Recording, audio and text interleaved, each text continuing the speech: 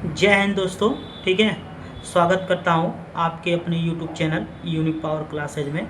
कैसे हैं दोस्तों? आशा करता हूँ एकदम बढ़िया होंगे, एकदम व्यस्त होंगे, एकदम मस्त होंगे। ठीक है, तो दोस्तों आज मैं श्री गणेशाय नमः करके शुरुआत करता हूँ। ठीक है, गणेश भगवान का नाम लेके, और अपने इस छोटे भाई को सपोर्ट करें। ठीक है, वीडियो को ज़्यादा लंबा नहीं करूँगा, कोशिश करूँगा 10-15 मिनट में यूपी टेट के लिए सीडीपी का प्रैक्टिस सेटअप जो हम लोग मतलब शुरू किए हैं उसको हम लोग मतलब चालू मतलब कर रहे हैं। ठीक है, तो उसको आप लोग साथ दीजिएगा और अच्छे से साथ दीजिएगा दोस्तों। ठीक है, और अपने इस भाई को यूनिक पावर क्लासेज में को काफ़ी ज़्यादा शेयर कीजिएगा। ठीक है, तो शुरुआत करते हैं जय श्री गणेशाय नमः करके। ठीक है, मेरा पहला क्वेश्चन है दोस्तों मनोविज्ञान जो है, ठीक है, सीडीपी का। ठीक है, 30 क्वेश्चन कराऊंगा, कोशिश करूंगा जल्दी जल्दी हो जाए। ठीक है, और 15 मिनट के ज़्यादा वीडियो लंबा ना जाए। ठीक है, मनोविज्ञान जो साला है उत्तर प्रदेश में कहाँ स्थित है, आपको बताना है। पहला क्वेश्चन है मनोविज्ञान साला उत्तर प्रदेश में कहाँ स्थित है। ठीक है, यूपी टेट के लिए प्रैक्टिस सेट है, सीडीपी का 30 क्वेश्चन का है, आपको बताना है। ठीक है, कहाँ पे स्थित है।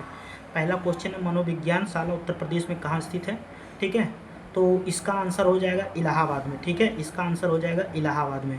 ठीक है, दूसरा क्वेश्चन पढ़ते हैं। जो संबंध स्किनर का चूहों से था, ठीक है, थॉर्नडाइक का बिल्लियों से था, ठीक है, वही संबंध जो था अब कोहलर का किससे था, तो बताया है दोस्तों। ठीक है, बताया है इसने खुद कि स्किनर ने चूहों पर प्रयोग किया था। ठीक है, स्किनर ने चूहों पर प्रयोग किया था। ठीक है, बताया है चूहों का प्रयोग किसने किया था, स्किनर ने।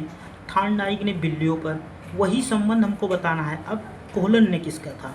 ठीक है, तो कोहलर का पूछा है। ठीक है, तो दोस्तों कोहलर का किससे था आप लोगों को बताना है। कोहलर का किससे था, चिंपैंजीज पे था। ठीक है, चिंपैंजीज पे। ठीक है दोस्तों, चिंपैंजीज पे था। ठीक है, किस पे था, चिंपैंजीज पे। चिंपैंजीज, ठीक है, चिंपैंजीज नाम जानते हैं ना दोस्तों, बंदरों पर। किस पे था, बंदरों पर। ठीक है, तो कोहलर का बंदरों पे था जिसका नाम था सुल्तान। ठीक है, चिंपैंजी पे। ठीक है, इसका आंसर क्या हो जाएगा दोस्तों, चिंपैंजी। ठीक है, बंदरों पर। ठीक है, कोहलर। आप लोग को मतलब कोई दिक्कत है, अगर जो आप लोग मतलब चाह रहे हैं इस एक्सप्लेनेशन देने पे तो मैं आप लोग को दे रहा हूँ। ठीक है, ओ माफ़ कीजिए दोस्तों। ठीक है, माफ़ कीजिए, बनमानुस पे था। इसका आंसर क्या होगा, बनमानुस होगा। ठीक है, माफ़ कीजिए, इसका आंसर बनमानुस होगा। ठीक है, अब तीसरा क्वेश्चन है अधिगम का पाठार। अधिगम का पाठार है, अधिगम का पाठार है। तीसरा क्वेश्चन है अधिगम का पाठार है। एक्सप्लेनेशन साथ साथ में अगर जो आप लोग कहेंगे तो साथ साथ में एक्सप्लेनेशन भी देते चलूँगा। ठीक है, तो अधिगम का पाठार है, आपको बताना है अधिगम का पाठार है। ठीक है, तो इसके देखो 4 ऑप्शन दिए गए हैं। अधिगम में अवरुद्ध वर्धन, अधिगम में दोष, तीसरा है अधिगम में की समाप्ति, चौथा है अधिगम में अवरोध। तो दोस्तों ठीक है, अधिगम का पाठार।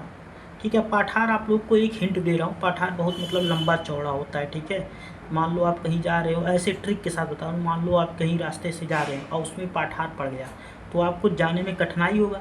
ठीक है, जाने में कठिनाई होगा, कठिनाई होगा तो आप जा नहीं पाएंगे। तो जब जाने में आपको कठिनाई होगा, ट्रिक के साथ बता रहा हूँ, तो आप क्या करेंगे, रास्ता जाना मतलब बदल देंगे, वो तो होगा नहीं, समाप्त हो जाएगा भाई, तो वो तो होगा नहीं। तो इसका आंसर क्या होगा, अवरोध उत्पन्न होगा, आपको जाने में कठिनाई हो रहा है। ठीक है, तो कठिनाई हो रहा है तो इसका ऑप्शन क्या है, अधिगम में अवरुद्ध वर्धन होगा। ठीक है, अधिगम में अवरुद्ध वर्धन होगा। अधिगम का पाठार का आंसर जो अधिगम में अवरुद्ध वर्धन होगा। अब इसका थोड़ा सा मतलब एक्सप्लेनेशन दीजिए, देख लीजिए आप लोग। अधिगम का पाठार अधिगम में जो होता है ना दोस्तों, अधिगम का पाठार अधिगम में जो होता है अवरुद्ध वर्धन है। इससे यह सीखने को मिलता है कि वह स्थिति जो होती है ना का अवस्था है। ठीक है, स्थिति का अवस्था है जब सीखने की गति रुक जाती है ना, रुक जाती है और प्रयास करने पर भी कोई प्रगति नहीं होती है ना, प्रगति नहीं होती है, जिससे सीखने का जो है ग्राफ ऊपर जाने की बजाय सीधी रेखा में जाता है। ठीक है, तो अधिगम की प्रक्रिया में रुकावट हो जाता है। ठीक है, अधिगम की प्रक्रिया में क्या हो जाता है, रुकावट हो जाता है। इसका आंसर क्या हो जाएगा, तीसरे का पहला हो जाएगा। ठीक है, इसी प्रकार एक्सप्लेनेशन दोस्तों देंगे तो बहुत ज़्यादा लंबा चौड़ा वीडियो हो जाएगा। ठीक है, तो हम एक्सप्लेनेशन कोशिश में करते हैं नहीं दे, ठीक है, तो ज़्यादा मेरे लिए बेस्ट होगा, आप सबके लिए। आंसर सीधे देखिए। द बिहेवियर ऑफ ऑर्गेनिज्म्स नामक पुस्तक के लेखक हैं, ठीक है, द बिहेवियर ऑफ ऑर्गेनिज्म नामक पुस्तक के लेखक हैं, ठीक है। तो इसका आंसर क्या हो जाएगा आपको बताना है, ठीक है, आपको बताना है द बिहेवियर के। तो इसका आंसर हो जाएगा, ठीक है, मैं बता दूं, देखो 4 ऑप्शन दिया गया, स्कैनर दिया गया है, हल दिया गया है, पावलोव दिया गया है, थॉर्नडाइक है। तो द बिहेवियर ऑफ ऑर्गेनिज्म किसकी पुस्तक है दोस्तों? ये स्किनर साहब की है, ठीक है, किसकी है? स्किनर साहब की है। अब आप लोग समझ गए होंगे, ठीक है। अच्छा, थॉर्नडाइक की पुस्तक का क्या नाम है? थॉर्नडाइक की पुस्तक का नाम है, मैं बता दूं, वो होता है, क्या नाम है, आप लोग जानते हैं एजुकेशनल साइकोलॉजी है, ठीक है, थॉर्नडाइक का है। उसके बाद आप लोग को पता है क्लार्क हल का पुस्तक का नाम क्या है? प्रिंसिपल ऑफ बिहेवियर, ठीक है, नामक पुस्तक लिखी है, प्रिंसिपल ऑफ बिहेवियर। तो इनका हो गया, ठीक है, इन दोनों का आपको बता दिया, बस इन दोनों का ही बहुत ज़्यादा इंपॉर्टेंट है, इनका भी इंपॉर्टेंट है। तो इनका तो आप लोग को पता है, द बिहेवियर ऑफ स्किनर साहब का है, और उसके बाद जो है प्रिंसिपल ऑफ बिहेवियर नामक पुस्तक किसका? हल साहब का है, और थॉर्नडाइक साहब का आपको भी बताया हूँ एजुकेशनल साइकोलॉजी है, ठीक है, इनका है। तो चौथे का हमारा ऑप्शन क्या हो जाएगा? चौथे का हमारा ऑप्शन स्किनर साहब हो जाएगा, ठीक है। अब देखिए 5वां क्वेश्चन क्या है? छात्रों में सही व्यवहार के प्रशिक्षण हेतु सर्वाधिक महत्वपूर्ण क्या है? अच्छा, छात्रों में सही व्यवहार के प्रशिक्षण हेतु, जब मतलब प्रशिक्षण हो रहा है छात्रों का, तो सर्वाधिक महत्वपूर्ण क्या होगा? आप पहला ऑप्शन दिया गया प्रशंसा करके, या फिर दंड करके, या दंड देकर, या फिर पुरस्कार देकर, या सही व्यवहार का प्रस्तुतिकरण करके, ठीक है। आप क्या करेंगे? आपको अगर जो मतलब इन चारों ऑप्शन में से दिया जाए तो आप कौन से ऑप्शन को चूज करेंगे, ठीक है। हमारा यही क्वेश्चन है कि छात्रों में 5वां क्वेश्चन कि छात्रों में सही व्यवहार के प्रशिक्षण हेतु सर्वाधिक महत्वपूर्ण क्या है? तो मेरे ख्याल से इसका सही आंसर, अगर जो सही विकल्प के साथ हम जाएंगे ना, तो इसका सही आंसर क्या हो जाएगा? सही व्यवहार का प्रस्तुतिकरण करें, क्योंकि दोस्तों यही पूछा यही गया है, छात्रों में सही व्यवहार के प्रशिक्षण हेतु सर्वाधिक महत्वपूर्ण क्या है? तो हम यही कहेंगे कि सही व्यवहार का प्रस्तुतिकरण करेंगे, तभी तो उसको हम मतलब महत्वपूर्ण उसको बताएंगे, ठीक है। अब हमारा 6वां क्वेश्चन है कि समस्या समाधान में लक्ष्य। देखिए समस्या समाधान में लक्ष्य प्रवणता के संप्रत्यय को किसने प्रस्तुत किया था? ये मेरा क्वेश्चन है, ठीक है। समस्या 6वां क्वेश्चन है कि समस्या समाधान में लक्ष्य प्रवणता के संप्रत्यय को किसने प्रस्तावित किया था? ये मेरा क्वेश्चन आप लोगों से, आप लोग को बताना है, ठीक है, किसने किया था आप लोग को बताना है। 6वां क्वेश्चन है, बताओ। आप लोग नहीं जानते हैं, कोई बात नहीं। समस्या समाधान आ जाएगा, तो समस्या को हल करने के लिए समस्या समाधान जब आएगा तो उसको हम हल करेंगे। तो पहला ऑप्शन दिया गया हल, दूसरा ऑप्शन दिया गया कैंडलर, तीसरा ऑप्शन दिया गया कोहलर, चौथा ऑप्शन दिया गया ब्रिक। तो आप कौन से ऑप्शन? समस्या को हल किया जाता है ना, समस्या समाधान ट्रिक बताते चलो, समस्या समाधान आएगा तो वहाँ पे हल साहब आएंगे, ठीक है। तो ये मेरा आंसर सही हो जाएगा, ठीक है। और 7वां क्वेश्चन है कि देखिए इनमें से कौन सा सूक्ष्म शिक्षण की विचारधारा से संबंधित नहीं है, ठीक है, इसमें से कौन सा, ठीक है, सूक्ष्म शिक्षण की विचारधारा से संबंधित नहीं है। बहुत गजब क्वेश्चन दिया गया है, ठीक है। तो पहला ऑप्शन है, आप लोग देख लीजिए, बुश साहब हैं, फिर उसके बाद D.W. एलन हैं, फिर तीसरा है जो है डेविड ह्यूम है, ठीक है, और चौथा एचिसन है। तो आप किस ऑप्शन के साथ जाएंगे, ठीक है, आपको देखना है। अगर जो मुझसे कहेंगे, ठीक है, मुझसे कहेंगे तो मैं ऑप्शन जानते हो कौन है? डेविड ह्यूम के साथ जाऊंगा, ठीक है। क्यों जाऊंगा? क्योंकि इन्होंने ही बताया है कि सूक्ष्म शिक्षण की विचारधारा से संबंधित नहीं है, बाकी सब किसी न किसी से रखते ही होंगे। वो आपसे मैं पूछता हूँ, कमेंट में आप लोग ज़रूर बता दीजिएगा किससे रखते हैं, नहीं रखते हैं तो मैं बता दे रहा हूँ। डेविड जो होते हैं ह्यूम जो है शिक्षण की विचारधारा से संबंधित नहीं है, ठीक है। वो एक प्रसिद्ध जानते हैं, प्रसिद्ध दार्शनिक थे। कौन थे? स्कॉटिश के थे, ठीक है। और जिन्हें उनके मानव स्वभाव विज्ञान के लिए आधुनिक मानव विज्ञान का अग्रदूत माना जाता है, ठीक है। इनका मानना था कि हमारा जो होता है शास्त्र जो होता है ज्ञान अनुभव से ही आता है, हमारा सारा ज्ञान अनुभव से ही आता है। सूक्ष्म शिक्षण विचारधारा वाले मनोवैज्ञानिक बुश थे, ठीक है, ये सब थे, ठीक है। ये जो पूछा गया है कि सूक्ष्म शिक्षण जो थे ये सब बुश थे, और उसके बाद W. एलन थे, एचिसन जी थे, डी तिवारी जी थे, बीके पासी आदि लोग थे, ठीक है। इनमें देखो जो जो दिया गया है, एलन बुश, एलन एचिसन, ये सब सूक्ष्म शिक्षण के विचारधारा से संबंधित थे। लेकिन हमारा ऑप्शन डेविड ह्यूम जो थे वो नहीं थे, ठीक है। और उसके बाद 8वां ऑप्शन दिया गया है, देखिए 8वां क्वेश्चन दिया गया, निम्न में से कौन सा शिक्षण अधिगम का स्तर नहीं है। अब आप लोग को बताना है, ठीक है। अधिगम का स्तर नहीं है, ये ध्यान देना है, अधिगम का स्तर नहीं है। 4 ऑप्शन दिए गए हैं, आप लोग को पता ही, अवबोध स्तर, परावर्ती स्तर, स्मृति स्तर और दूरवर्ती स्तर। आपको बताना है शिक्षण अधिगम का स्तर नहीं है, ध्यान से देखना है, शिक्षण अधिगम का स्तर नहीं है, आप लोग को बताना है, ठीक है। तो शिक्षा का स्तर नहीं है, पहला आप लोग देखें अवबोध, परावर्ती, स्मृति। मेरे ख्याल से ये हो सकता है, ये हो सकता है, ये हो सकता है और ये नहीं हो सकता, ठीक है। क्यों नहीं हो सकता, आप लोग को पता होगा क्यों नहीं हो सकता है। मैं बताता हूँ, दूरवर्ती स्तर शिक्षण जो होता है, क्या होता है, अधिगम का स्तर नहीं है, क्योंकि शिक्षण अधिगम के प्रमुख स्तर हैं, ठीक है। तो इसका आंसर क्या होगा, ये होगा, 8वें का चौथा होगा, ठीक है, 8वें का चौथा होगा, यही नहीं होगा, ठीक है। 9वां क्वेश्चन आप लोग को दोस्तों पता ही होगा, ठीक है। 9वां क्वेश्चन क्या कह रहा है, आप लोग को पता ही होगा।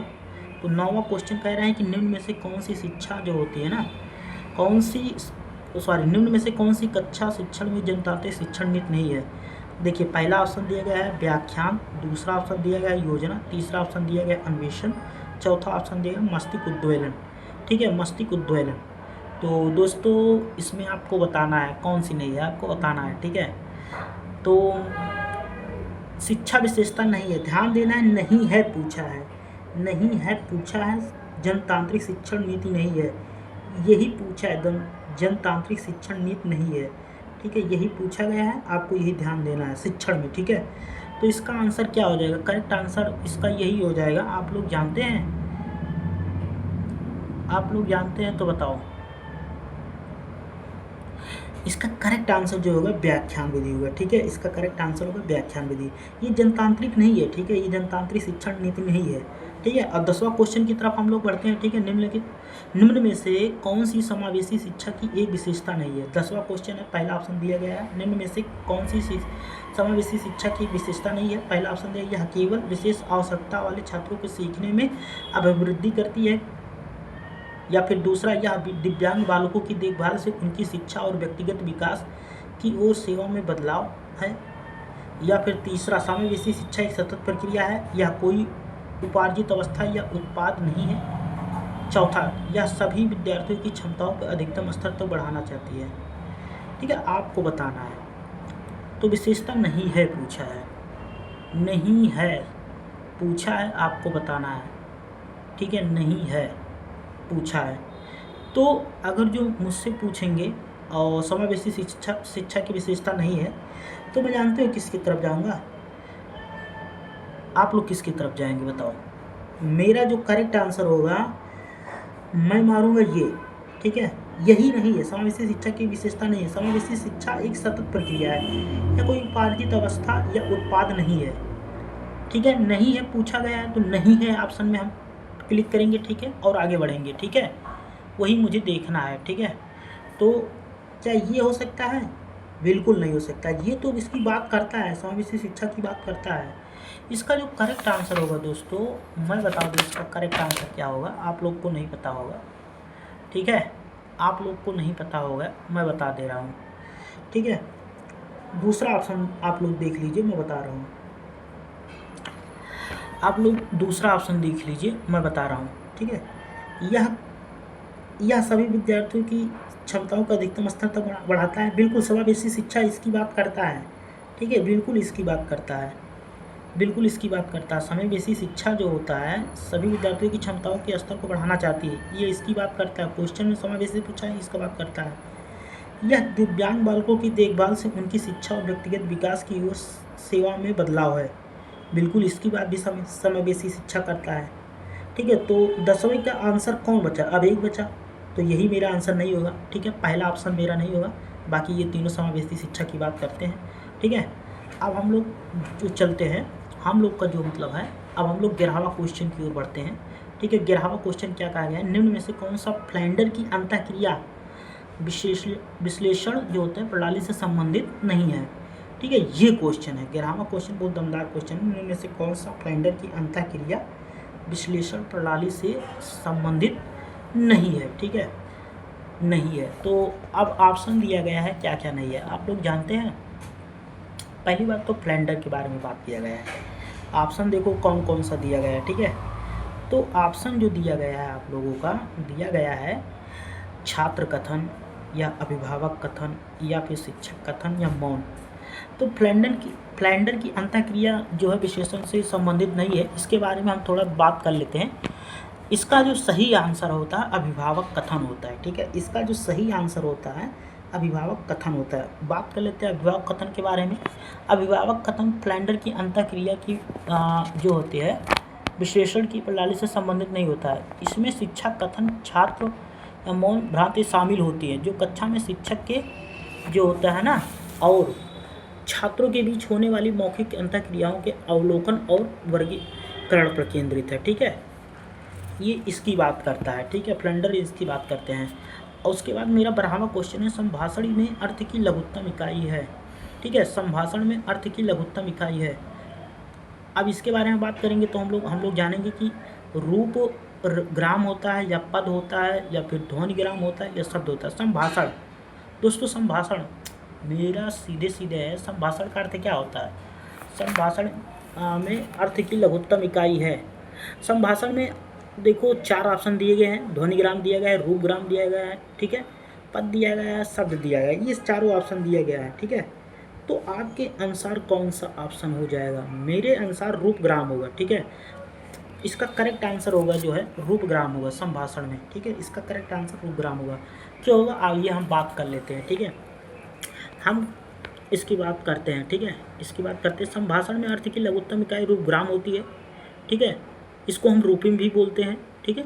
रूपग्राम भाषा की वह सार्थक इकाई है जिसे और अधिक छोटे सार्थक भागों में विभाजित नहीं किया जा सकता, ठीक है।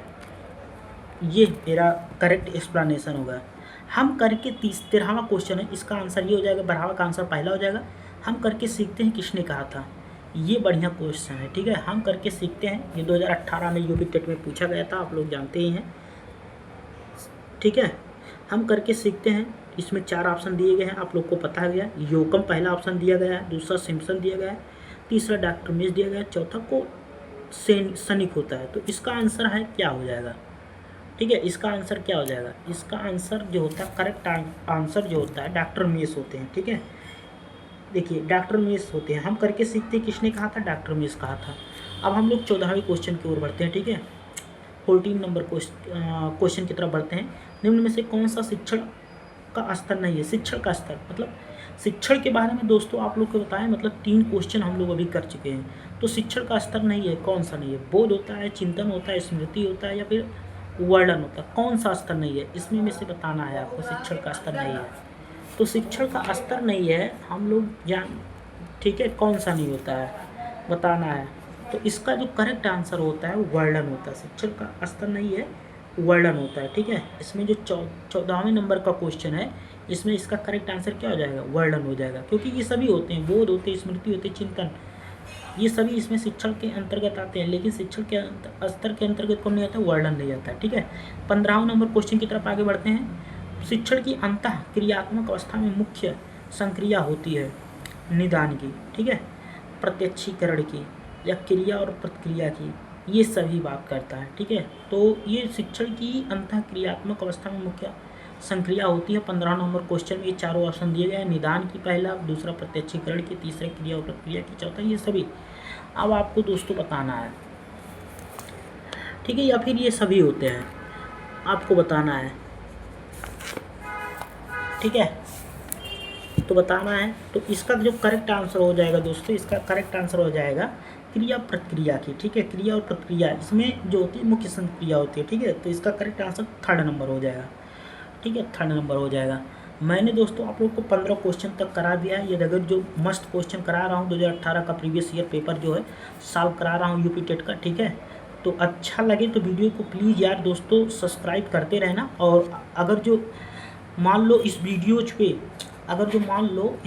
पे अगर जो 50 लाइक आ गए तो सीरीज चलता रहेगा, इसमें मैथ्स भी इंक्लूड कर दूंगा दोस्तों, उसके बाद सारे सब्जेक्ट इंक्लूड कर दूंगा, ठीक है, इसमें सारे सब्जेक्ट इंक्लूड कर दूंगा। तो आप लोग के लिए एकदम बढ़िया हो जाएगा, ठीक है, आप लोग को कहीं भटकना नहीं रहेगा। अगर जिस वीडियो पे 50 लाइक और उसके बाद 50 सब्सक्राइबर अच्छे खासे आ जाएंगे तो मैं वादा करता हूँ दोस्तों, आप लोग का जो होता है ये सीरीज रुकेगा नहीं, ये सीरीज चलता रहेगा, ठीक है, और अच्छे से चलेगा तब ये सीरीज एकदम। ये सीरीज का नाम है एकलव्य सीरीज, ठीक है। एकलव्य सीरीज में हम लोग प्रीवियस ईयर क्वेश्चन सॉल्व करेंगे, क्योंकि अब दोस्तों समय बचा नहीं है, तो जो प्रीवियस ईयर क्वेश्चन है उनको हम लोग सॉल्व कर लेंगे, ठीक है, उनको हम लोग सॉल्व कर लेंगे और उनके बारे में हम लोग जानेंगे भी, ठीक है। तो दोस्तों पसंद आ रहा होगा तो प्लीज़ लाइक करते रहिएगा, ठीक है। अब 16वां नंबर क्वेश्चन हम लोग देख लेते हैं, ठीक है। इसमें 16वें नंबर क्वेश्चन में क्या कहा गया है दोस्तों, एक बालक की काली गाय, काला कुत्ता, काली वस्तु को देखकर, ठीक है, डरने लगता है, इस प्रकार के अनुबंधन में निहित है, ठीक है। इसमें पहला ऑप्शन दिया गया अनुक्रिया अनुबंधन, दूसरा ऑप्शन दिया गया उद्दीपक सामान्यीकरण, तीसरा ऑप्शन दिया गया अनुक्रिया सामान्यीकरण, चौथा दिया इनमें से कोई नहीं। तो 16वां नंबर क्वेश्चन जैसे हम कर रहे हैं, बात किया जाए, एक बालक है, काली गाय देखता है, काला कुत्ता देखता है और काली वस्तुओं को देखकर डरने लगता है, ठीक है। तो इस प्रकार के अनुबंधन में निहित है, कौन सी क्रिया निहित है बताओ। आप लोग जानते हैं, छोटा बच्चा होगा, बात कर रहा होगा, वो डर रहा होगा देख के, ठीक है, तो डर रहा होगा, तो भाई देख के इसमें ये नहीं पहचान पा रहा है कि काली गाय, काला कुत्ता, काली वस्तु, तो काली देखकर ही सबको मतलब वही नहीं जान पा रहा। तो इसमें उद्दीपक सामान्यीकरण होगा, ठीक है, इसका जो करेक्ट आंसर होगा उद्दीपक सामान्यीकरण होगा, ठीक है। मैं बता रहा हूँ इसका क्यों नहीं होता, बच्चा मतलब क्यों नहीं कर पाए। एक बालक काली गाय, काला कुत्ता तथा काली वस्तुओं को देखकर डरने लगता है, इस प्रकार के अनुबंधन को उद्दीपक सामान्यीकरण कहा जाता है। इस स्थिति में एक विशेष उद्दीपक के प्रति डर की अनुक्रिया को समान विशेषताओं वाली अन्य वस्तुओं के उद्दीपक पर भी लागू कर देता है।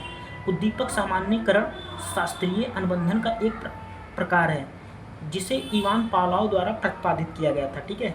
इसके प्रतिपादक कौन है आप लोग को बता दे रहा हूँ, इवान पावलोव जी हैं, इसके प्रतिपादक इवान पावलोव जी हैं, ठीक है।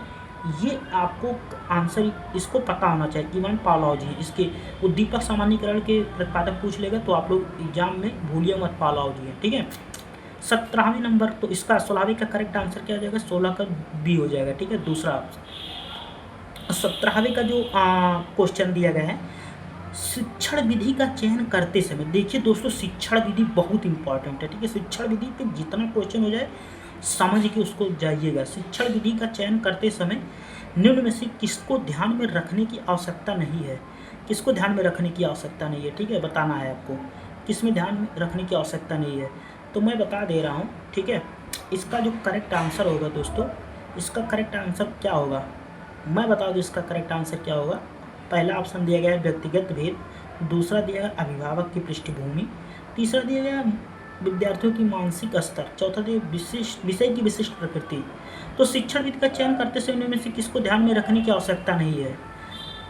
ये 4 ऑप्शन आपके सामने दिए होंगे, एग्जाम में भी ऐसे दिए होंगे, ये क्वेश्चन मान लो आ जाएगा तो आप कैसे इसको मतलब हल करेंगे, ठीक है। तो बताओ कैसे, इसके बारे में थोड़ा हम बात कर लेते हैं, ठीक है। शिक्षण विधि के पहले बारे में बात कर लेते हैं, जो पूछा गया क्वेश्चन उसके बारे में। 17वें नंबर में, शिक्षण विधि का चयन करते समय अभिभावकों की पृष्ठभूमि को ध्यान में रखने की आवश्यकता नहीं है, ठीक है। तो जो मेरा मतलब अभिभावक वाला होगा वही मेरा आंसर होगा। अभिभावक वाला हम देखेंगे, दूसरा ऑप्शन है, दूसरा ऑप्शन मार देंगे, ठीक है, यही मेरा करेक्ट आंसर होगा, यही होगा ना। क्योंकि एक प्रभावी शिक्षण विधि तुरंत चुनते समय विद्यार्थियों की मानसिक स्तर, व्यक्तिगत भिन्नता, विषय की प्रकृति, सीखने के उद्देश्य और उपलब्ध संसाधनों को ध्यान में रखना आवश्यक होता है, ठीक है, ये बात करता है। अभिभावक की आर्थिक या सामाजिक स्थिति का शिक्षण की तकनीक चुनने से कोई संबंध नहीं है, ये बातें नहीं करता है शिक्षण विधि में। तो इसका करेक्ट आंसर 17 का बी हो जाएगा, ठीक है। 18वें क्वेश्चन की बात करते हैं, निम्न में से कौन सी बाल्यावस्था की विशेषता नहीं है। अब दोस्तों बाल्यावस्था से भी क्वेश्चन बन रहा है, बाल्यावस्था की विशेषता नहीं है, अभिवृद्धि में स्थिरता, ये तो बात करता ही करता है, या फिर सामूहिक की प्रबलता, या फिर जिज्ञासा की कमी, या समूह एवं खेलों में सहभागिता।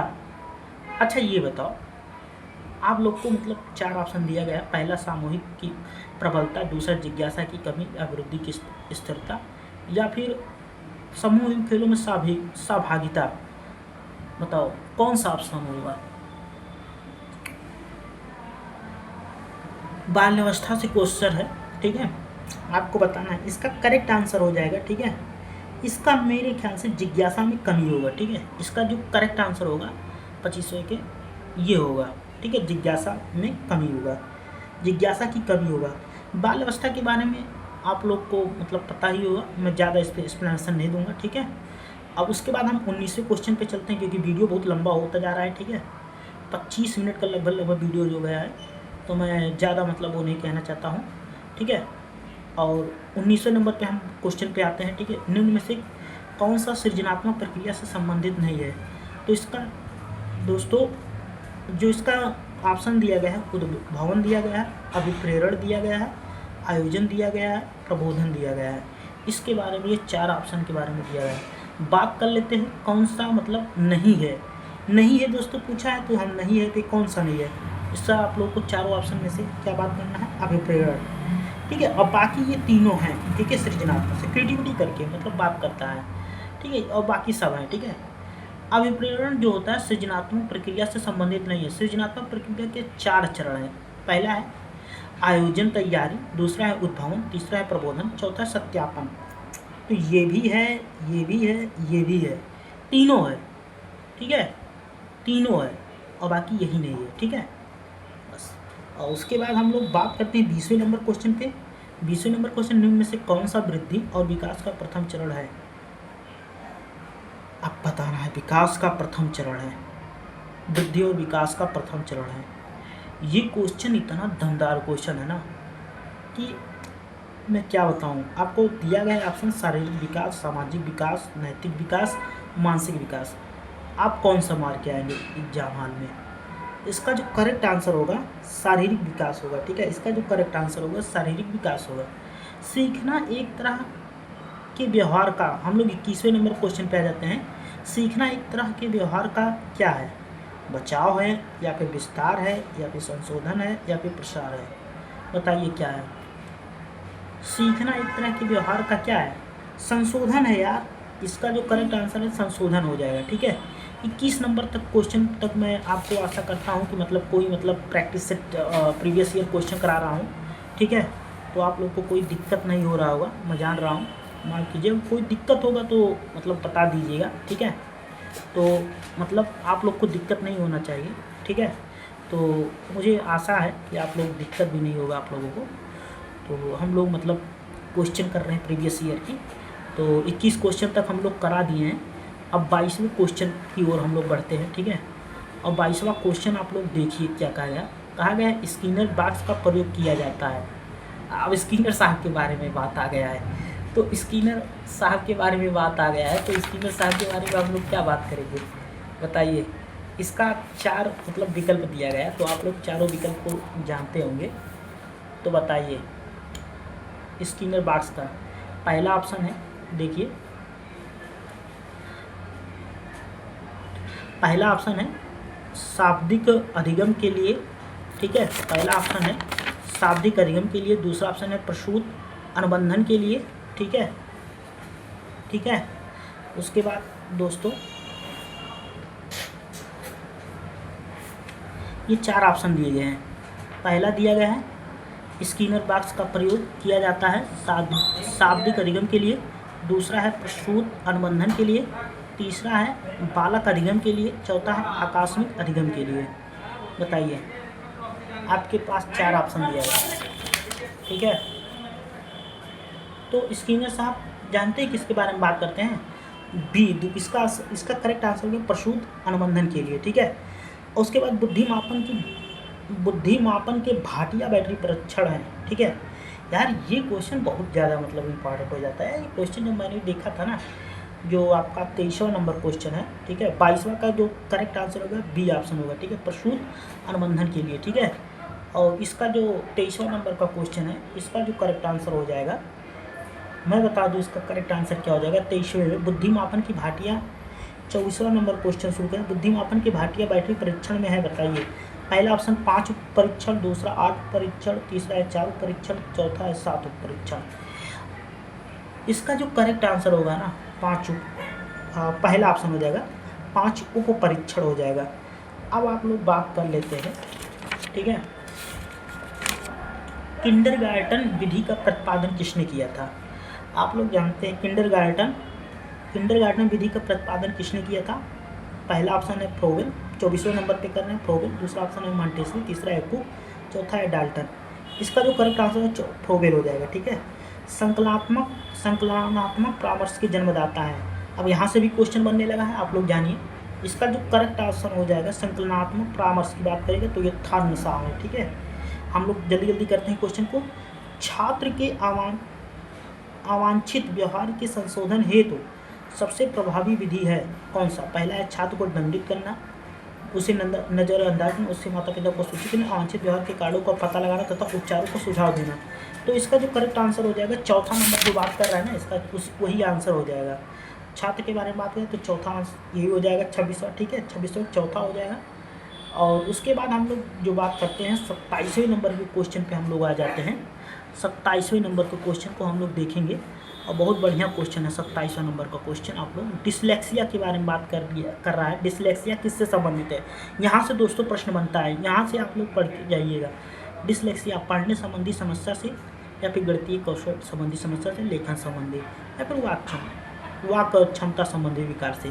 तो डिसलेक्सिया के बारे में बात कर रहे हैं तो पढ़ने संबंधी से इसका करेक्ट आंसर हो जाएगा।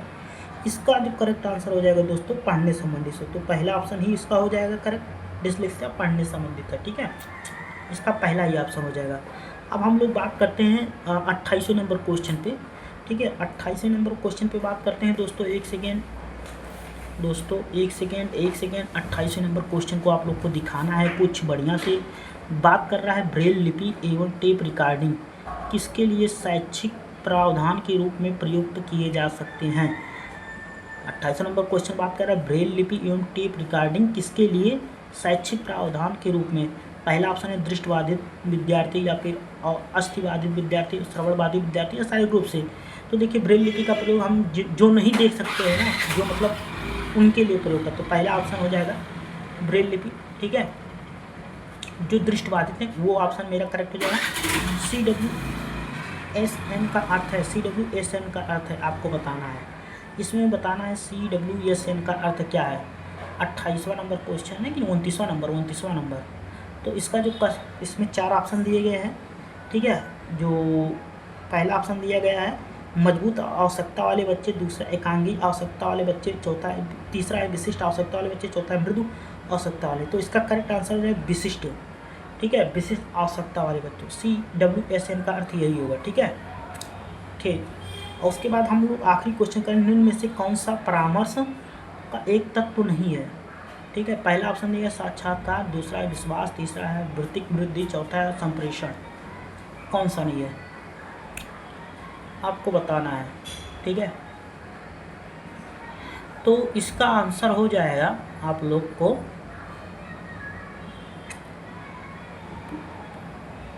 वृत्तिक विधि हो जाएगा, ठीक है। ये इसके बारे में बात कर रहा है, ठीक है, वृत्तिक वृद्धि, ठीक है। तीसरे का तीसरा ऑप्शन हो जाएगा, ठीक है। तीसरे नंबर का क्वेश्चन का आंसर करेक्ट आंसर तीसरा नंबर हो जाएगा, ठीक है, तीसरा। तो दोस्तों आप लोग को पसंद आया होगा, आशा करते हैं। हम लोग 30 क्वेश्चन जो है 30 मिनट में समाप्त कर दिए और आप लोग को बढ़िया लग रहा होगा। तो अपने इस मेरे छोटे से प्रयास में आप लोग साथ दीजिए। मेरे द्वारा एक नन्हा सा पहल चालू किया गया है, CDP का 30 क्वेश्चन कराया जाएगा, ठीक है। अगर जो आप लोग को ये वीडियो पे अगर जो 50 लाइक आ गया तो हम और सब्जेक्ट का अभी धीरे धीरे करके प्रैक्टिस से जो है प्रीवियस ईयर क्वेश्चन कराना स्टार्ट कर देंगे, ठीक है। और आप लोग जुड़े, ज़्यादा से ज़्यादा वीडियो को शेयर करें। ये जो देख रहे होंगे ये सभी मैं कराऊंगा, जैसे पुष्प हुआ, लोग जानते हैं, ये सब हिंदी सब कराया जाएगा, कोई नहीं छोड़ा। दिग्गज में जो ये सब दिया गया है ये सभी कराया जाएगा, ठीक है। इसमें मतलब क्वेश्चन हिंदी का भी प्रीवियस ईयर कराएंगे। तो आप लोग का साथ चाहिए, एकलव्य सीरीज के नाम से चलेगा। और वीडियो को लाइक करें, शेयर करें, सब्सक्राइब करें, ठीक है। मेरा ही हाथ जोड़ के निवेदन है। और बाकी कुछ कहना चाहते हैं, वीडियो को 50 लाइक करवाएंगे तो डेली सीरीज चलेगा और सारे सब्जेक्ट का सीरीज चला दूंगा, मैथ का भी क्वेश्चन हल कराना शुरू कर दूंगा। ठीक है, तो पसंद आया तो वीडियो को लाइक शेयर सब्सक्राइब जरूर करें। ओके, जय हिंद, जय भारत।